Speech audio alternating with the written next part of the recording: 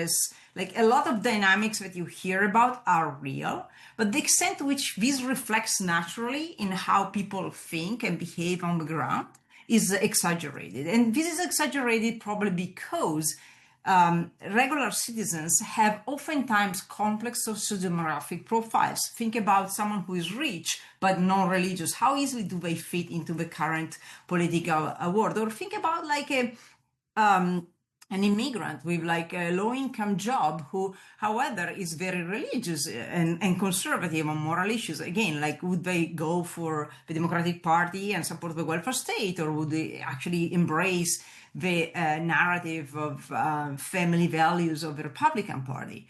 And this extends, of course, to the views that people hold. The growing partisan identity in the US is independence. Like both Democrats and Republicans are declining. Most people identify as independents, and is up to 40%.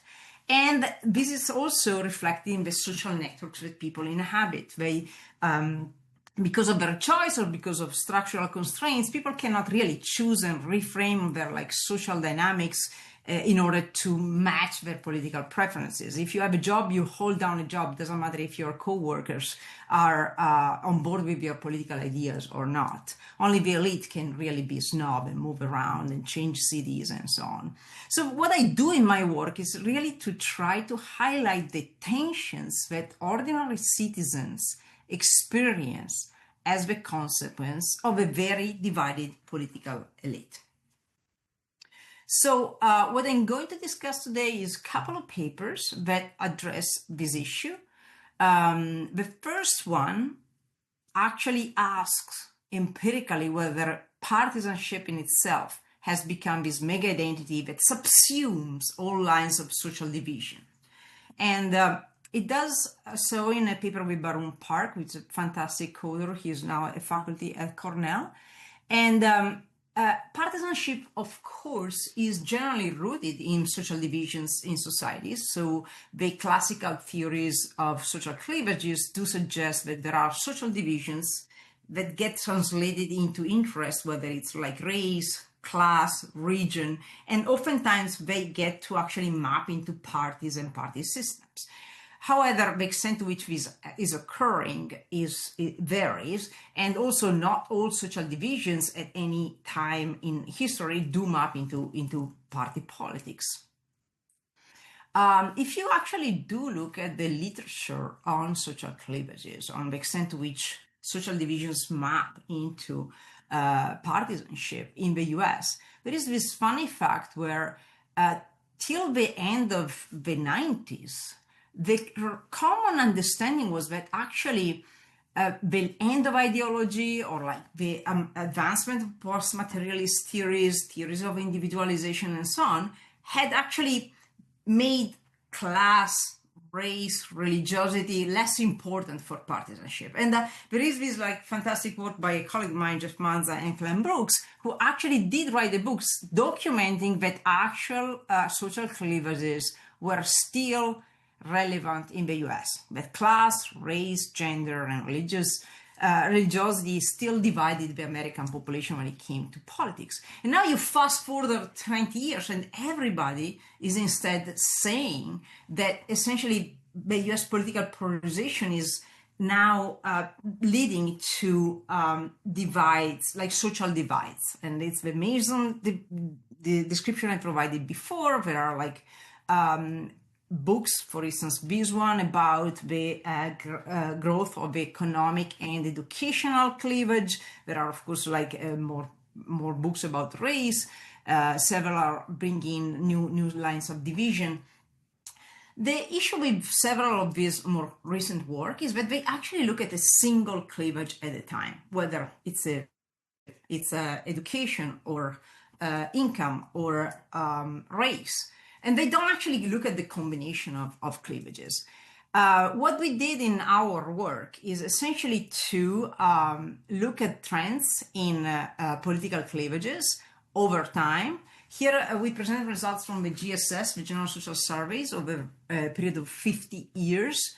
And we take into account essentially the classical cleavages like race, religion, class, gender. We add new ones like education, a measure of income, north-south, urban, rural, and age. These are all like things that are present in the literature but never analyzed systematically and together. And what we do is actually to measure two aspects of cleavages. So most research really focuses on what we call cleavage depth, on the correlation between every single cleavage and every single social dimension and partisanship. So if you look at on the left here, you do see, for instance, a society that is divided along two social dimensions, but none of them are mapping to politics. So like you have Republicans, Democrats, Independents everywhere on these social dimensions. Here instead on the left, you do on the right, you do see a society in which there is one dimension one, in which actually there is an alignment with partisanship. So if you're low, you're a Democrat. If you're high on this dimension, you're a Republican. While on the other, there is no such a distinction. So, and this type of measure, the correlation, does look at these linkage between every single dimension and partisanship. But it is extremely important when we do study politics to look at the alignment of cleavages. This is a concept that has been around forever. And the idea is that essentially, to understand if a society is socially integrated or not, it's not that you are worried about the presence of conflict, because conflict will always be there in complex societies. It's whether like conflict really aligns on multiple lines of social division, and only in a society in which you have positively aligned cleavages. So if you're rich, you're also white, you're also religious, and you're aligned with a party, then that's the precondition for mega identities to emerge. However, in societies in which cleavages are cross-cutting, the political conflict is kind of contained by these cross-cutting tendencies. So, for instance, take the example of education and income. Over time, income has kind of always been related to greater propensity to support the Republican Party. But in the past, education was also doing the same. So highly educated and rich people were Republicans and the others were Democrats. Now this relationship has flipped, and actually highly educated people are Democrats, but rich people are prevalently still Republican. And you can see how and of course, the underlying relationship between education and income has not changed, which means they are still positively correlated. So the idea here is that they are actually exercising a cross-cutting pressure on people. So the intuition here is that we don't want to study only the depth of cleavages, but their alignment. And this is like conceptually what you want to be interested in. When cleavages are aligned, it means that they are themselves correlated as social dimensions, and they both aligned in the same way when it comes to partisanship. And that might happen for some variables, but for instance, in the example I just gave you, education and income, this is not what's happening. It's exactly the opposite. So what we do in the paper is actually to map these two dynamics together, and this is the first time in which this happens in this literature. And we do measure cleavage depth, essentially using classical like multiple regression coefficients. But what we do as an addition is that in the same model, we do use the covariance between variables, which is usually something that we throw away, we don't even look at, as a measure of cleavage alignment. The paper is available as a second round at ASR, so I'm happy to share it if you want the details. But this is the intuition in terms of how we model this.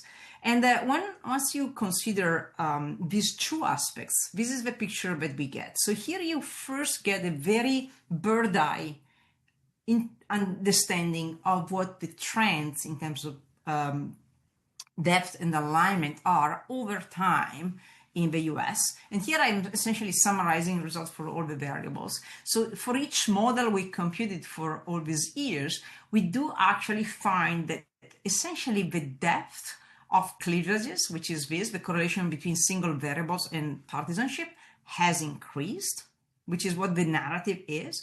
But we also find that alignment has not increased. And in fact, if there is any evidence, there is evidence of de-alignment. Now I'm going to walk you through actual results. So here you see the correlation net of all the other variables between single cleavages and partisanship, okay?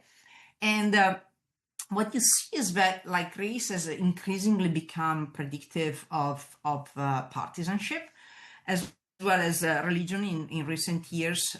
Essentially, there was an alignment between in the 80s and 90s in terms of religion, and the change you see after 2000 is all due to people who are not going to church. So the big change in the religious category is not like the denomination people belong to, but is literally whether they go to church or not, and people who are not going to church tend to be more Democrat. But anyway, like these are the two major variables, and then the third one, it's class. And once you control for all the others, other things like income and education, which have been like discussed a lot in recent years, are not sticking out because we are controlling for everything else, which is something that most scholars don't do. Here it's the same trends, but like just by showing each variable by itself, so to give you a sense of what's going on. Well, the next step is to look at the alignment. So as I mentioned, we do see here that alignment doesn't increase. It actually, if anything, is declining, and is significantly doing so in the last few elections. And what we do see when we actually plot the trend in alignments, here essentially we do see, look at the correlation between pair of issues, that like covariance that I mentioned before. And when we plot that, what we do see is that actually these are actually pairs of variables, traits that have become more aligned, and here's are the traits that have become less aligned, and so that are cross-pressured. And what you see is that race and religion, which are the two cleavages that are sticking out, are also those that are the most cross-pressured. And it's followed by education and income, which is the example that I gave you before, whereas like in the past, both education and income were pushing people toward the Republican Party, now they're pulling them apart.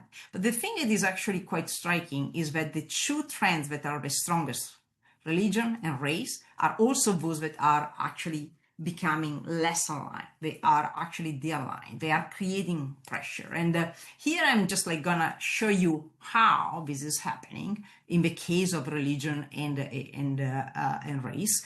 And the intuition here is that going to church has a different effect for different groups of people. For non-Hispanic whites, church attendance, especially attending very regularly, has very much increased their likelihood of identifying for the Republican Party, with the Republican Party. While among Blacks, the trend is exactly the opposite, which is that going to church among Blacks has increased their likelihood of siding with the Democratic Party. And for the rest of the ethnic categories that we have in our data set, religion is not really doing anything much. So we just give you a sense of the importance of measuring alignment. And also from a sociological point of view, what this is telling you is when you think about these traits, religion, age, gender, and so on, think about them in context.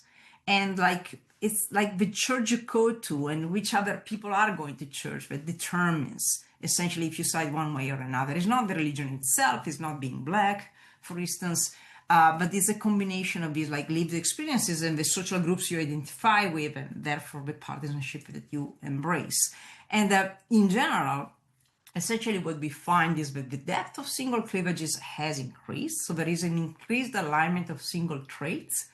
However, cleavages have become slightly more de-aligned. And that means that different social divisions are not mutually reinforcing one another. And these are not the structural preconditions for a mega identity. So people in the literature are confusing traits with people.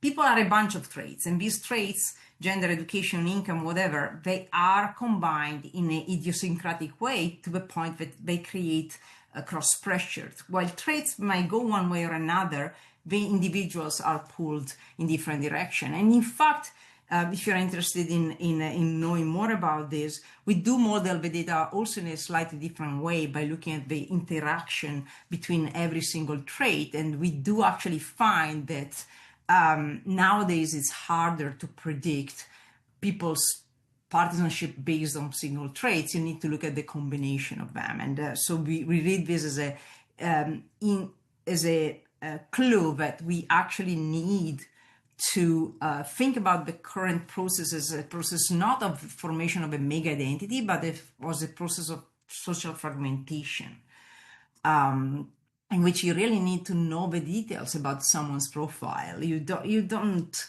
know much. If you know that, like, you have an educated woman that lives in the suburbs, it does make a huge difference if she works or not, if she's employed or not, if she goes to church. So you need to know all these things in order to figure out what they do.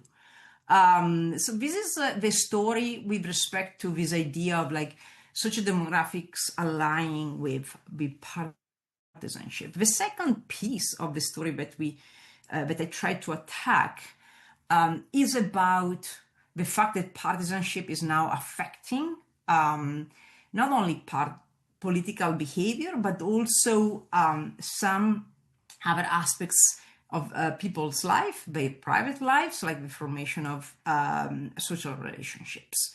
And this is a different paper that I wrote with, De Jong. Again, is ready. If people want to see it, happy to share it. And as you probably are familiar with, the idea is that it's quite important for a society that people are embedded in heterogeneous social networks, because this actually helps as a buffer against political extremism. And the idea is that being exposed to different point of views helps people have more moderate positions, or at least promote an understanding of alternative viewpoints. And this importance of heterogeneous social networks might be even more relevant in the current era of partisan politics, in which essentially the elite division might require greater attempted cross pressures at the individual level. However, it's also possible that exactly because we are in a very divisive political climate, that conversations with out-party members might no longer lead to this greater understanding and moderation, and that people might actually be avoiding these conversations that have the potential to reduce animosity. And this is very important from a structural point of view, because this might create a self-sustaining dynamic where essentially citizens avoid out-party members, and their network becomes therefore more homogeneous, and their animosity towards the out-partisans increase. So the logic for why this is important is pretty clear. Of course, a certain level of political homophily is always existed and will always exist in social relationships. But generally, the literature has considered political homophily as a byproduct of social selection on other domains. So you're high income, you go to certain colleges, you hang out with similar people, you marry each other, you share the same party, but you share the same party because you have these other things in common. And if such demographic homophily is what leads to political homophily, this is not a big issue, because most people carry multiple cross-cutting identities, and therefore there would always be some links to people from the opposite party. However, if people start sorting primarily based on partisanship, then it's the division in two camps is inevitable, especially in a country like the US, where you have only two parties. And in this context, even people who would rather choose their acquaintances or friends based on other characteristics would be forced to wear a red or blue shirt. And this might actually lead to social division that is very consequential. So what is the evidence with respect to the heterogeneity of social networks in the US? So we do have some pieces of empirical evidence suggesting that geographic segregation along partisan lines has increased, what people call spatial sorting, although it's not clear if it's because of politics or because of other factors like cost of life in certain residential areas and so on. The other thing is that some core discussion networks have become slightly more homogeneous. People seem to be avoiding political conversations without partisans. However, there is other evidence that show that most people do retain political heterogeneous acquaintances in their networks, and that some longitudinal studies that are done on like specific populations, like for instance college students, they do actually show that people don't proactively choose to cultivate a homogeneous political networks, but they kind of come about. Meaning, like, you go to college, you join a certain association that is like more progressive, or like does cultural things that are more closer to what more progressive people do or conservative people do, and therefore you find yourself in a more homogeneous network. But it's not that they actually proactively choose based on politics, and it's not that they actually drop ties, severe relationship without partisans. However, there is a lot of empirical evidence of a very specific type, of experimental type, which we usually hold as the gold standard for causation, but does actually show in survey experiments that partisanship does affect the selection of friends and romantic partners, roommates, business partners, and somehow also residential mobility. However, I want you to pay attention to how this evidence is brought about. So they usually rely on conjoint experiments. In conjoint experiments like this one, survey respondents are asked to choose a roommate, okay? And then they're given a lot of characteristics about two possible roommates. And you have things that are relevant to everyday life, like preferred bedtime, what they do for hobbies, music, and so on. And then you also have information about politics. And what these studies find when people are presented with these conjoints is that politics is indeed relevant in the choice of partners. However, if you think about it, there are some limits to this type of experimental evidence that might actually reduce their capacity to tell us something really meaningful about most social interaction. So first of all, the expressed behavior in these experimental settings are toward labels, toward partisan labels. And they don't really reflect how interaction occur in the real world in two major ways. When you use the Republican and Democrat label in the US, they evoke a very strong stereotype. So if you say, like, would you be happy for your daughter to marry a Republican? People think like the most crazy, like politically involved, like MAGA person. And if you specify, say, but this guy doesn't really care about politics, their rejection of a person drops. So, like, first of all, is the stereotypical power of these two labels in this historical moment. And the second is that if you think about real life relationships, partisanship is often not a visible trait. People don't wear politics on their sleeves. And it usually emerges organically in relationships. And oftentimes you form a relationship, you like this person because you play soccer with them or you do some other activity. And later on you find out, well, they don't share your views. Well, fine. You still like them. And they're maybe like favorable. Like the things you have in common become more important than this possible difference once the relation has taken place. So what we did was actually to put together a few experiments that allowed us to essentially think about these aspects in and embed them in the way in which we ask questions about potential partners. And also we also ask some real question about people met recently. So the experiments go this way. So we have few settings. We chose the workplace, we chose a neighborhood organization, and we chose leisure activities. I'm gonna show you results only for the workplace context, but the results for the other environments I mentioned are exactly the same. And these are the places where adults generally form new relationships. And we tell them, hey, imagine that you're working for a company and the office space is being reorganized. You have the opportunity to select an office mate with whom you'll be sharing the office every day. Think about the aspects of this person that are important to you and tell us which characteristics you care about. Okay? And so first thing we do is to tell them, write them down, right? We don't give them any conjoint or profile or anything. We just tell them, hey, write down what you care about.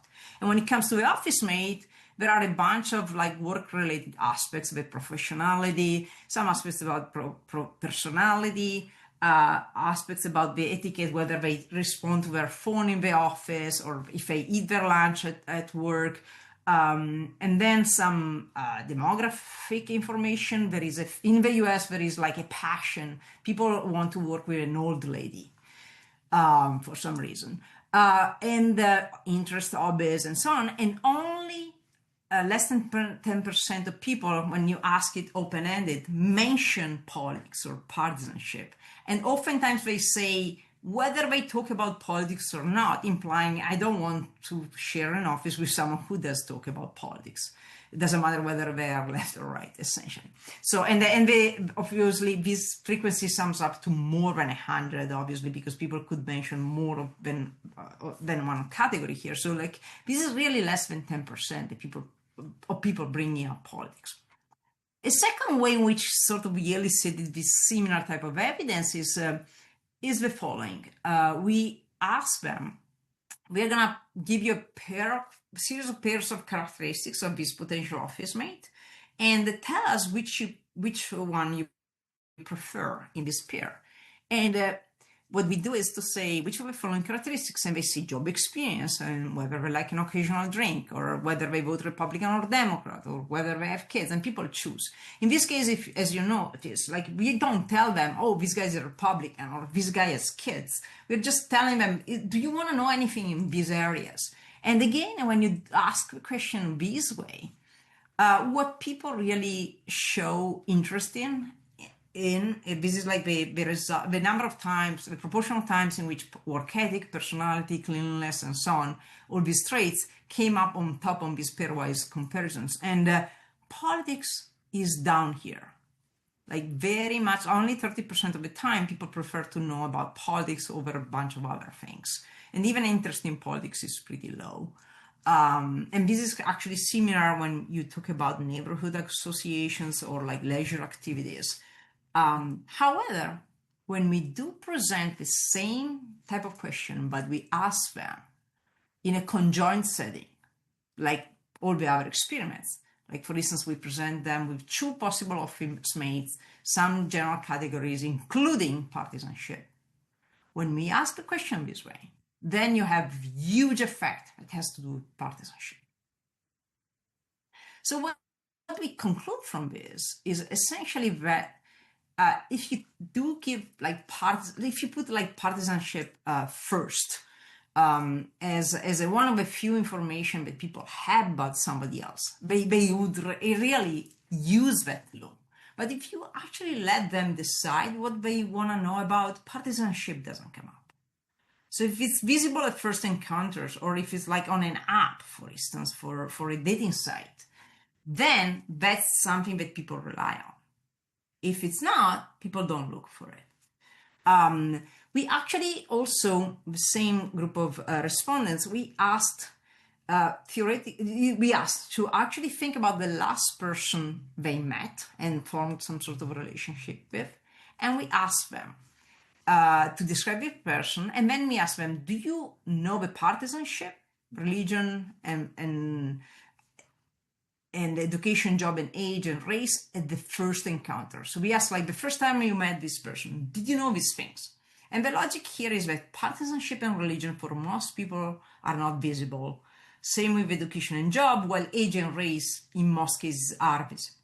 And what we expect is that visible traits are really known in first encounters, while the other things don't. And this is exactly what we find. We find that 60% of people had no clue what partisanship or religion, the people they met, were, and another like 20%, 25% said they could guess but didn't really know.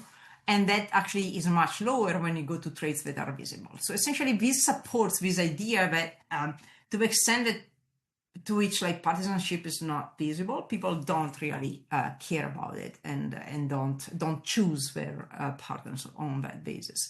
So to answer the question, is social selection affected by politics? Our conclusion is that essentially political partisanship is not at the top of people's minds when they think about new acquaintanceship and friends in different settings, but it does become relevant if people are provided that information, especially in settings where information is scarce. Like if someone moves in next door and they are just a regular couple, you go and say hi, especially among Americans. You bring a cake, you do something.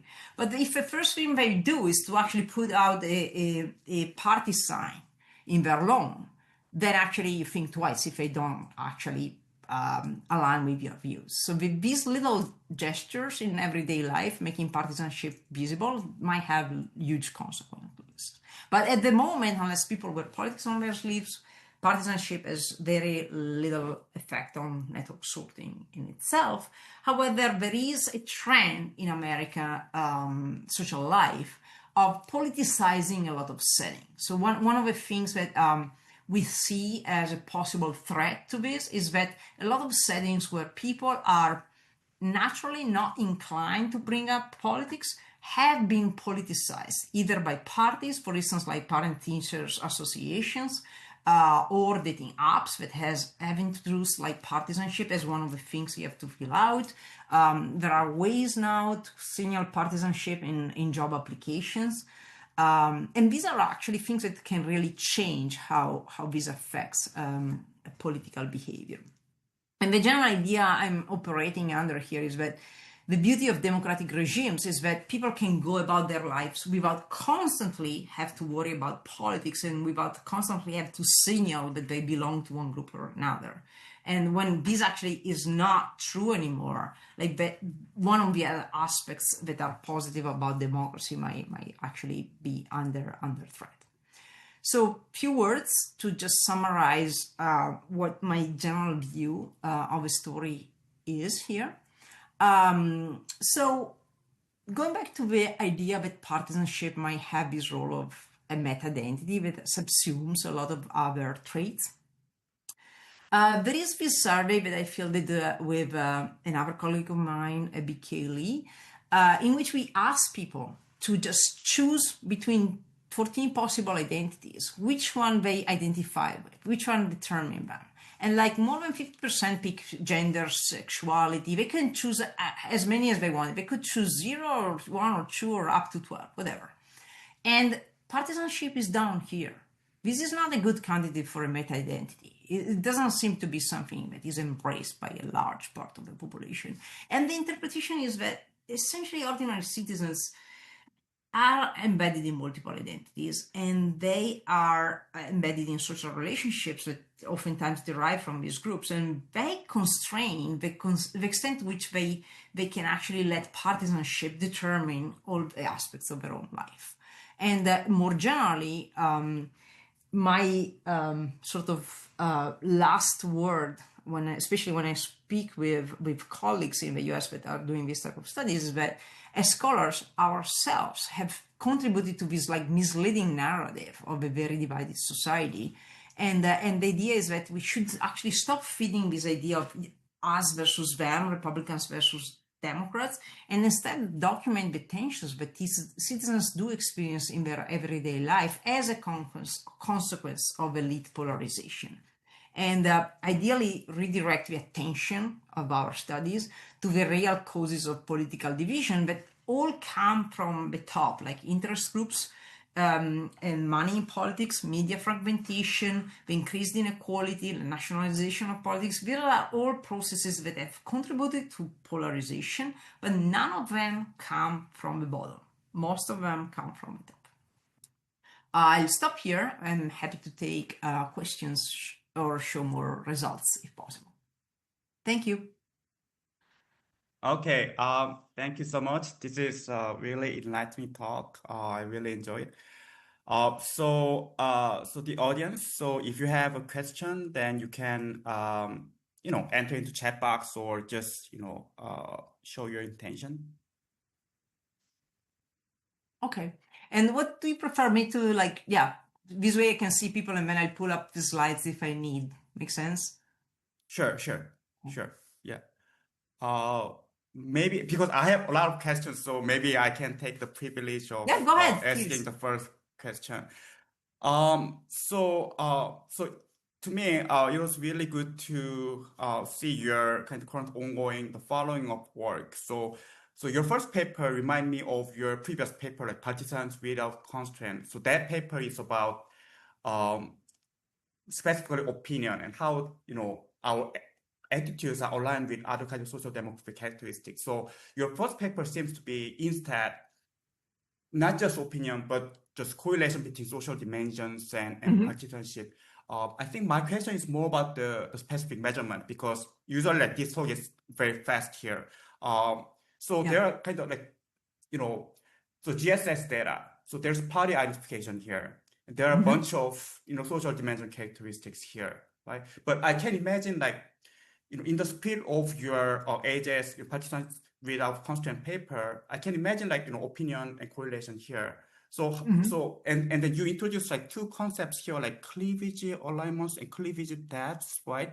So can you remind us, like, how did you deal with kind of these three sets of variables, right? So basically, I can imagine, correlation between partisanship and, for example, religions, right?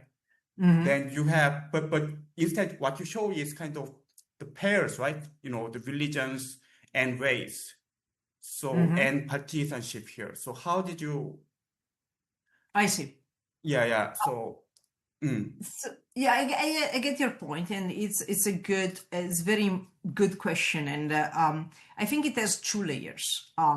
One is, how do we think about this process in which we have like social traits like gender, age, class, race, and then ideally there are a bunch of political preferences, welfare state, civil rights, and so on. And then there is partisanship, especially in the US. Like, you have to essentially converge and like decide red or blue in the end, even if you don't like one completely.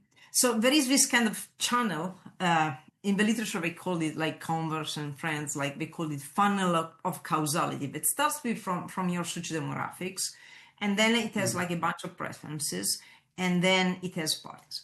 So in my original work with Andy Gelman, we asked the question, are the political preferences, civil rights, abortion, welfare state, and so on, aligned with party? And in that case, the story was, they do align.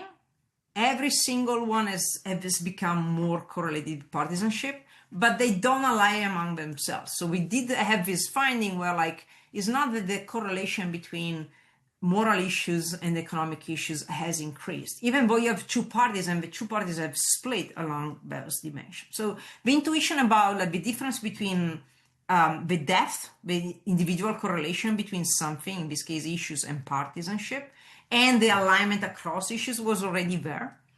Now, the step that we have done here is to say, okay, forget the preferences for a moment. The big schema will have all of them. Of course, you have like traits, preferences. Some people throw in also organizations, groups, unions, and stuff, and then you have party. Okay, but let's go back one step, because people are talking about this partisanship as a meta-identity. So if I know your party, I know where you shop, I know where you live, I know your gender, I know your race. That's already totally idiotic, because women and men are rich and poor, they're black and white. You can't really think about an alignment there, but that's the story they are telling, because they're looking at single variables. And the story we are doing here is to say, hey, let's check if the single alignment, the depth of the correlation has increased, and that's something that we confirmed.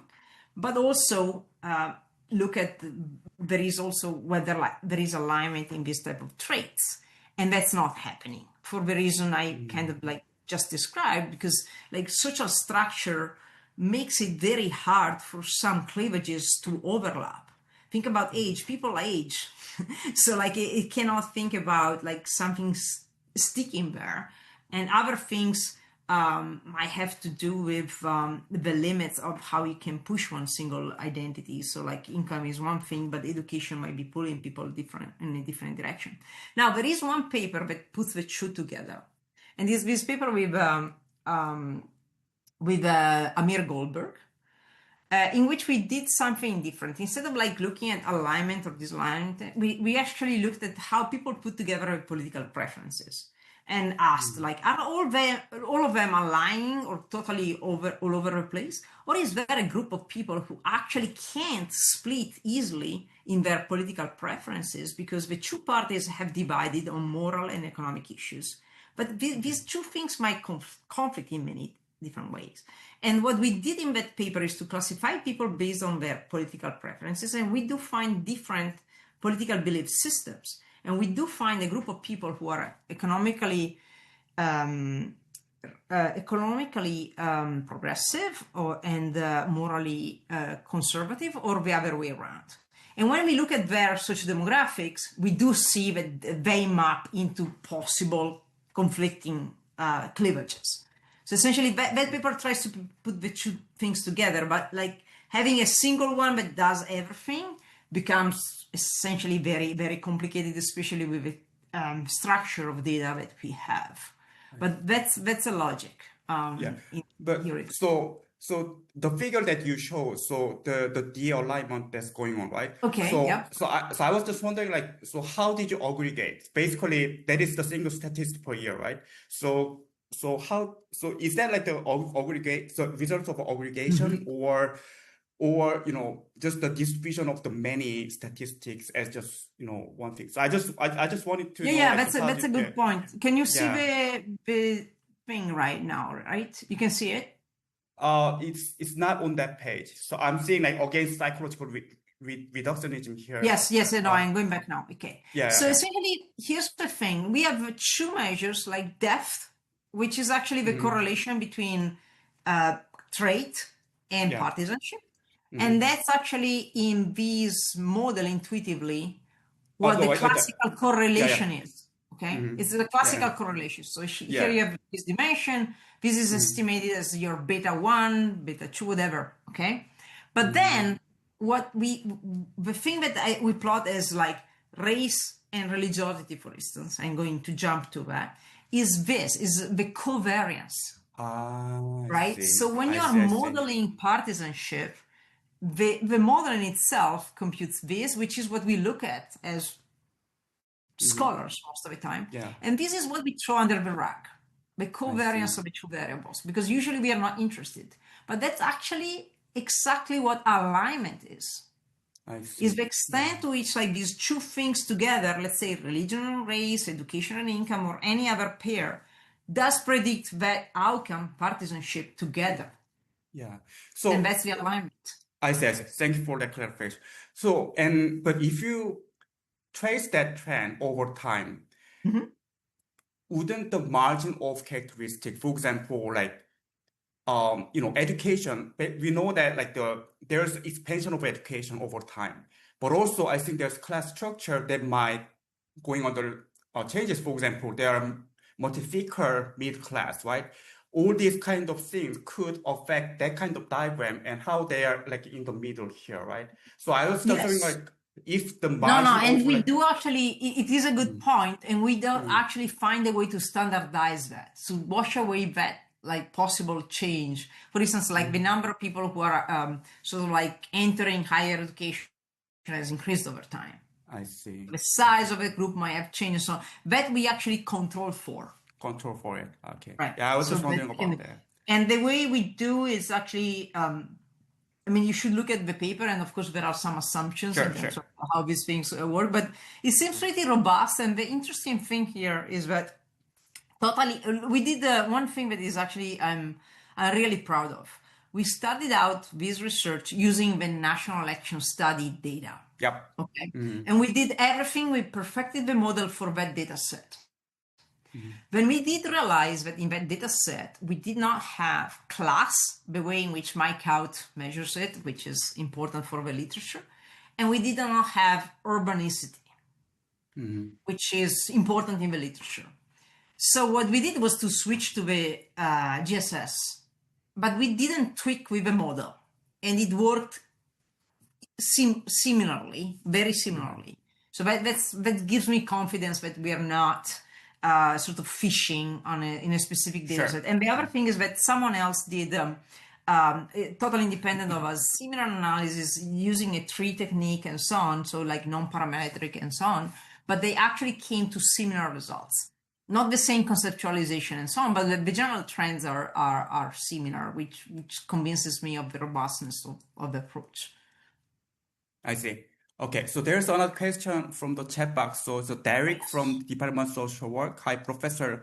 Thank you for your insightful talk. My question is a bit off topic, but I was wondering whether this kind of partisan culture has increased or decreased in non-electoral systems, particularly in a context like China's, where the political system operates in a more polarized way. Yeah. So this is interesting. I tend to oppose like readings of thank you, this is a very good question. I tend to oppose like readings of like polarization everywhere, because it's kind of like cultural, like it's a sort of like appropriation of what's happening in America and exporting it somewhere else. So for instance, there is a lot of people writing about polarization in Europe. Europe has a bunch of other issues, but it's not polarization in itself. The most important thing happening in Europe, for instance, is not that the two main parties or the two main coalitions have moved apart, which is what happened in the US. What happened in Europe in the same historical period is that the two parties or like coalitions have moved more toward each other. The Social Democrats and the Catholics or whatever, like conservative party was in charge in whatever country. So like this, the elite, the traditional parties in Europe moved toward each other, and what has happened is that like more populist parties have come out. So dynamics change. There is, however, like results suggesting that something that people call affective polarization has increased, not only in the US, but also other countries. Like what affective polarization is whether people report hating, disliking members of the opposite party more over time.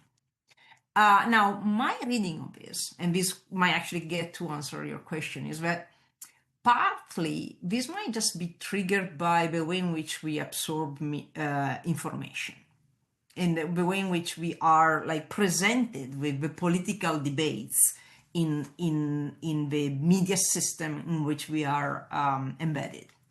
And that might actually not only characterize democratic systems or systems with a two-party, but it might actually apply to all sorts of political systems where there is some sort of party in charge, whether it's elective or pretense of election and so on. So my understanding is, my possible interpretation is that like the way in which information is provided, the way in which social media structure the news and also force traditional media to present news might have slightly changed and put more emphasis on like emotional reactions than to rational debates around issues. So if you were to like listen to a parliamentary debate or to a campaign speech in the US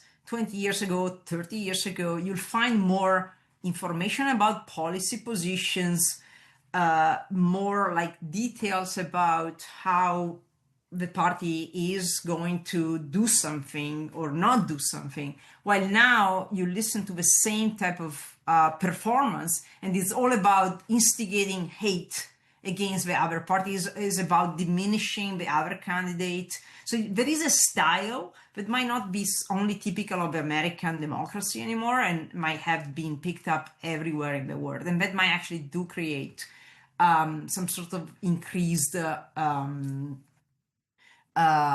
sort of like hostility toward, in this case, like whether someone supports like the party in charge or the opposition. And the last piece I would say is the way in which media are producing information. I'm not familiar in this case about with in too much detail about like the media environment in China, but one thing that is happening in the US is that doesn't matter who is reporting the news, their whole business is to actually show how divided we are. So one example that I love to give is the following. A few years ago, the New York Times did this experiment. They actually went to the house of 50 Democrats and 50 Republicans. They took a picture of their refrigerator, of what people have in their fridge, okay? And then they did this thing. They asked a representative sample of 2,000 people to guess whether the content of a refrigerator was of a Republican or a Democrat, okay? And what happened is that people could not guess. Like they couldn't get it right. They got it right only 50% of times. Americans all eat crap, so most of the time you can't tell like who is. And then they opened it up to all their readers, and the readers didn't perform any better. Okay, so like you can't tell what people eat, what their partisanship from what they eat.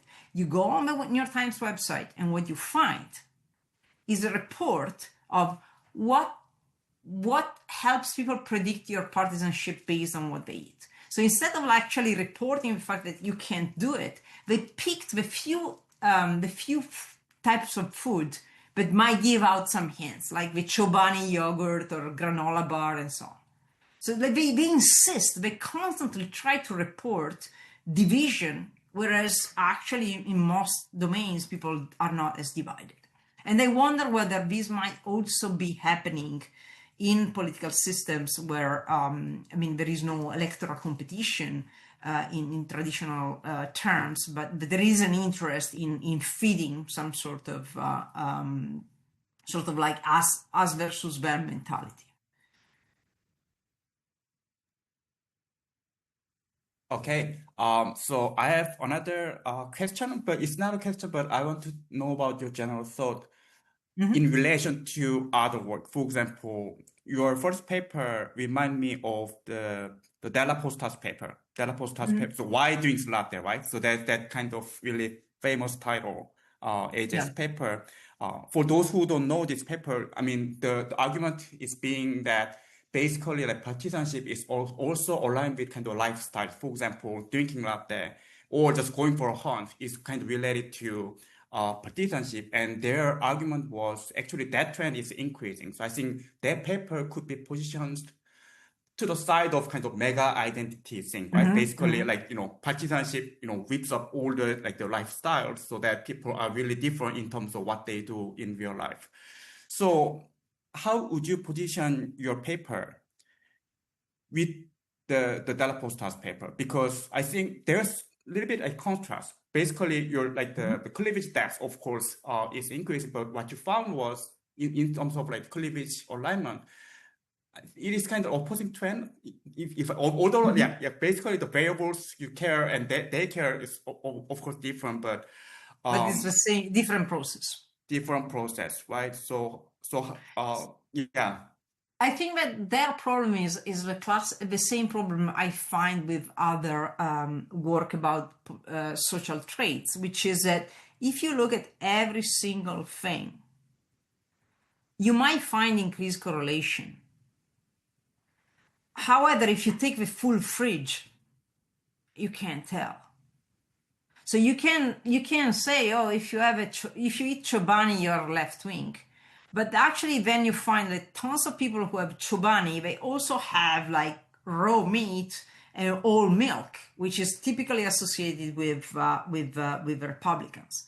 So essentially, the bottom line here is that unless you start modeling people rather than single traits, you are not going to answer the right question. And my starting point is like people vote. And it's not traits that vote. It's not like income that votes. It's not rich people that vote. Like the way we describe reality is based on variables. This is classical way in which like science is organized. And the moment in which we start doing experiments, we are really bound to a single variable that causes things and so on. But the tricky aspect of the story is that when you actually move away from single traits, whether it's what people eat and which music they listen, or their socio-demographics or their political preference, and you try to make sense of their combination of things, is much harder. It sounds as counterintuitive, but that's actually the issue here. And in fact, the paradox with this study is that actually look at whether there is a cultural uptake. The more specific they are, the more they focus on a few things that are popular, like this type of beer you drink and so on, the more you're likely to find the Della Posta spillover effect. But if you actually try to be comprehensive, to actually take the entire range of things that people eat and all Republicans eat, then you are really struggling because you have enough like poor Democrats and poor Republicans who just can't decide what to eat. They just eat what is cheaper and things like this. So like, or you have like enough mix of like Republicans who are whites and immigrants that are non-whites and they are actually poorer, but they are more selective on their food or more like idiosyncratic in their choices. So like there is enough, but if you really try to model people rather than single things, you are not probably much better off than 20 years ago. So that effect, I think it's also going to be mitigated. Yeah. But yeah, thanks for the response. So I have another follow-up question, but yeah, so let's get to the long threads. So thank you, Professor, for your amazing talk. I have two questions. First, for the survey experiments, the politics, when asked other items altogether, is being sidelined. But I'm curious to know if such avoidance is conscious as a deliberation and whether the degree of avoidance is this discrepancy to the one versus one question can be another indicator of politicization. Second, I found the concept issue ownership is very pertinent to your talk. So partisanship and its relationship with the varying strengths of issue ownership can be interesting. So I'm wondering your take on this. Maybe the strengths across different issues across parties can be telling. For example, inside one political camp, for example, MAGA group, there is internal incoherence. Some support Trump's gender politics, and they are not so favored to his migration policies, and the degree varies for others. Yeah, these are two excellent questions. So with respect to the first, let me think about it. So the survey experiment, okay, when asked other items altogether is being sidelined. Actually, it's the other way around. So essentially, the one thing that you want to start with when thinking about like the sequence is that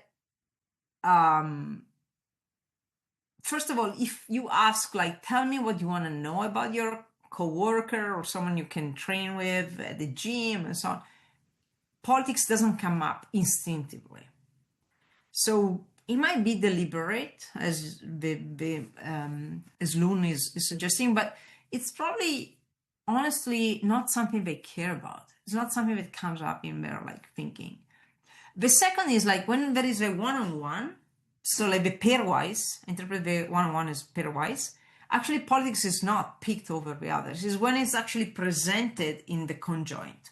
But the one difference here is that when it's presented in the conjoint, along a few other traits, you are told that that person is a Democrat or a Republican. While in the others, in the pairwise, you're only told, do you want to know their politics?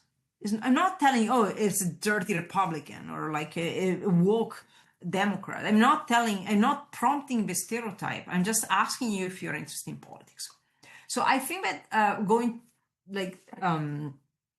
asking whether this is an indicator of politicization, I think what is an indicator of politicization, and this is also confirmed by a bunch of other research, is that as soon as you say Democrat or Republican, people go nuts. They really think of the worst. And it's funny because even like Democrats sometimes don't want to hang out with a strong Democrat. They would rather have a weak one or someone who doesn't talk about politics. Because like you're really trying to stay away from the politically engaged person, this historical moment. So in that sense, I think there is some effect of politicization and like trying to stay away. Otherwise, I don't think it's really happening that much in the other formats. With respect to issue ownership, there are two things. One general interpretation, alternative interpretation that might be suggested in this question is that it's true people might be conflicted in terms of like their partisanship and their various socio-demographics, but people, let's say they feel white and like anti-immigrant sentiment is the only thing that determines what they vote for.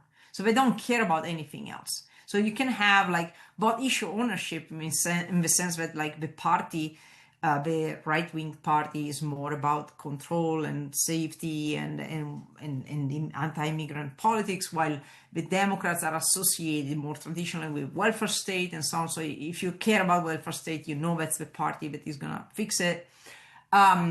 So it's possible that parties have issue ownership for sure, and that people just like sort themselves on the basis of the thing they care about the most, forgetting that they might not get along on a bunch of other things. Like the cross pressure is not real because they might have like different traits, but the only traits that they care about is their race or their income. And so that is possible, although we don't find a lot of evidence in this regard. I have another paper that studies, the goal of the paper is to study independence. But in this context, we do actually test whether Republican, Democrats, or Independents are single issue voters. And we don't find strong differences there. And we don't find that single issue voting in a context in which they have to choose which information they want and so on is really driving. So the bottom line is that for sure, certain issues might have more relevance, and that might be a way in which people solve the trade-off. But it's also evident that people are not happy with the trade-off. So like, it's not that just they embrace one identity, they go with it, and they just pick a party. Like people who are cross-pressured do behave in a slightly different way, suggesting that they are not feeling good. They don't fit in. If you were to care only about one thing, you'll fit in. You'll feel like happy with politics. Doesn't matter what. But most people report not being happy with the constant like extreme policy agendas, and the people who are cross-pressured are even more vocal about this. So I would say it might be part of the story, but it's not a dominant part of it. Okay. So maybe I have too many questions, but so another question about your speaking about the experiment. So I was just wondering, like, so this is really interesting research, and I was like stuck about the mechanism that that can explain your results.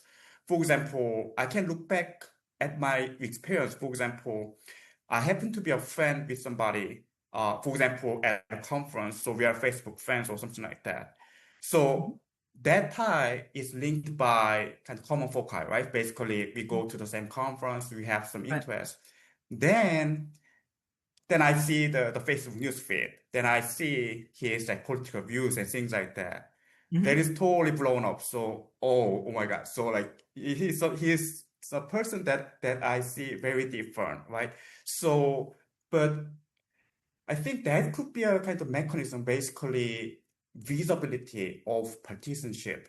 So just like I think this is really totally aligned with your kind of assumption here that there's everyday life and there's kind of political dimensions here that, you know, because we are consuming like political stuff mostly on social media, not in the workplace or just in the individual time when you consume news and things like that. So everything looks like very politicized and things like that. So would that be a kind of mechanism that people kind of separate? I think the cognitive mechanism. So people separate their kind of social relationships and kind of thinking process of politics separately. So when they were asked about, you know, just office mate, of course, they just, you know, listed as kind of last as partisanship here. But the conjoint experiment, then some kind of dimensions are activated. Hey, so I remember, so when I, you know, consume like news or kind of Facebook newsfeed, then I really hated that guy because of that kind of partisanship. So I think that kind of explains the results, but I wanted to hear, of course, like this would be also helpful for audience to know like what kind of mechanism underlines. I think you talk some of them, but hear more about that. Yeah, this is a great point, and actually, I have another paper that is out on sociological science that tries to address some of these aspects, which is the idea that essentially, think about your example. When you say, I see people online and they really trigger me one way or another, like either I find myself agreeing 100% or hating them. In the US context, this is partly at the basis of what we call like misperceptions of out partisans. So if you ask the average Republican, tell me what proportion of Democrats are gay or lesbian, and they would actually answer something like 40%, 50%, where actually that number is like 3 times smaller. Same thing, if you ask Democrats, tell me the average income of a Republican, they would say 200K when that number is around 50. So essentially they have like deep misperceptions, and they also have similar, even more pronounced misperceptions when you ask them like what proportion of Republicans are against abortion in all sorts of, they would actually say like 80% when actually that number is probably 20, 25, 30, and so on and so forth. So essentially the US public, but I think like all over around the world, partly because of social media, and that's why I brought it up before, people have a very, very extreme version in their brain, very stereotypical version of the Republican or the Democrat or whatever, like the partisan label that is relevant in that country, in that historical moment is. And so if you operate on the basis of this very strong label, as soon as you see it in a list of like, let's say 4 or 5 characteristics, that takes over. Like you don't even look at the gender or race or whatever, or other things that might be more relevant for the office space sharing dynamic. You just like are driven by that information, but not necessarily because of the information themselves, but because you do think, oh my God, this guy is out of, like, is extreme. Now, and if you instead do this something different, which is like you meet this person at a conference, you have a drink, you discuss research, you have also like some commonality on like the sports you like or something. And again, you don't need to root for the same team, but like you discover you both like to watch whatever, soccer or cricket and so on. That creates some sort of relationship. And then it happens that you go online, you see their profile, you see a comment, and you find out, oh my God, they are something. But that's get sort of like watered down by the fact that you hang out with that person and it wasn't crazy. It was actually pleasant. And that's why you looked them up online. So if that happened, you might not put them in the box of the crazy Republican. The stereotype is going to be a bit less strong because you had some experience. And the truth is, especially in the current historical moment in the US, people have a very off perception of what these people are. And in fact, it doesn't work for other traits. Like, it doesn't work for immigrants because it's very hard to stereotype, to create a stereotype of an immigrant when, like, most people meet them on the streets and not only in big cities. So, like, you can do it, like, more easily with partisanship in this historical moment than with other traits. But yes, I think that this is exactly the dynamic that is driving certain type of results and reaction. And in that sense, I do think it's real. So I'm not saying, oh, the findings of conjoints are totally wrong. I'm saying the finding of conjoints are telling us what people do when they actually look at dating apps, and in the first, like, picture plus three lines of information, they see partisanship. They actually just build an entire image of a person based on that. But if we do have a different mechanism that is closer to how everyday life unfolds, meeting them at a conference or like in some other context and so on, that effect goes away, or at least is moderated. I agree. So another, probably it's a retro question. So I'm just circling back to the title of the talk, the misfits, right? And I think this is related to both your empirical study as well as your experimental study. So I think one kind of mechanism for that produce both things could be elite polarization. I think there is a nearly consensus about elite polarization against the mass polarization. Mass polarization has a lot of dimensions, so scholars naturally disagree. But elite polarization, I think there is kind of natural consensus on that. But what I think about the consequence of the elite polarization is kind of representativeness. So basically, how party represent myself, so make me vote for them, and how I cheer for them even, right? So I think, but because elite polarization also, Trump and others, they're going extreme so that there's not enough space where people's social dimensions or like people's just preference about office mate, or they think about partisanship as kind of something that to avoid in terms of partisan selection. I think that's the thing. So I think that my question is, so how would this, I mean, my question would be more the implication of this. So, for example, do you think that your result of experiment could be different if elite polarization doesn't happen, or it's just general phenomenon?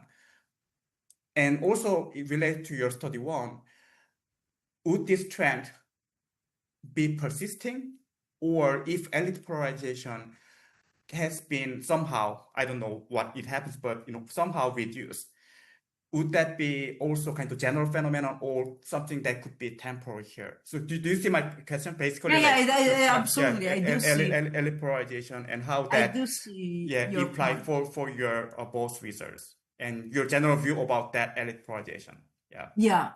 And I think I would actually point out two things about elite polarization. You're totally right. This is the only thing where like everybody agrees on. There is like total evidence on the fact that parties have become more differentiated, and they also, this is very important for my argument about alignment, they have differentiated on at least two dimensions. While until like the Reagan years, there was only like the economic dimension. Then the moral one has become relevant.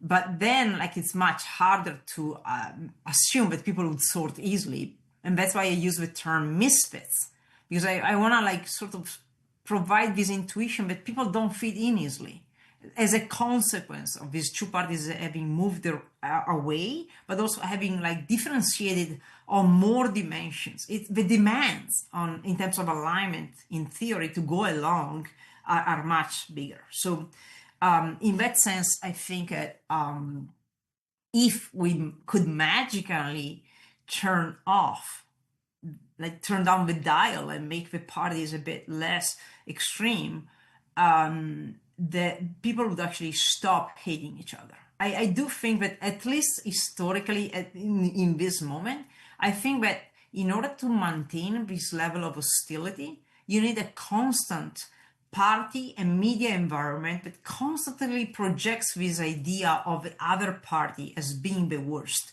and the people on the other side, like the Republicans or Democrats and the other way around, being the worst. Like, there is, like, in order to keep people like play this like us versus them, the feeding from the top is constant and needed. So as a consequence, if party were to stop, I would think that Americans would actually tone down it doesn't come from the regular people. That's what I'm saying. And they would actually keep it. And in fact, one of the reaction of these misfits is really to keep it out, to avoid politics. Like, their instinctive reaction is not to take sides, but to keep it out. Now, the other point that you brought up that is relevant is that I want to mention here is that essentially there is a problem of representation, and in fact this is where my research is trying to go. One of the things that have happened in American politics is this huge amount of money that has been poured in it, and not only at a national level, at any level at this point. And this has actually forced somehow candidates to focus on the issues that really an elite of people care about. And there is a clear disconnect between what people on the ground want and what actually their representatives are doing, in two ways, like the type of policies, but also the topics they focus on. Like, if you ask Americans, what is the major problem in your community? They bring up like inflation, fentanyl. There are a few items, they vary across the country, because like in like rich cities is housing, in poor or the industrialized areas of the country is like really no money and no jobs. In other places, inflation. So it varies, but like what they care about has nothing to do with what the elite at the federal level is talking about. And the local politics has remained a bit less polarized, exactly because the local politics, especially at the mayor level, has to respond to these needs. So the two elements are really the extremism, but also like the type of issues.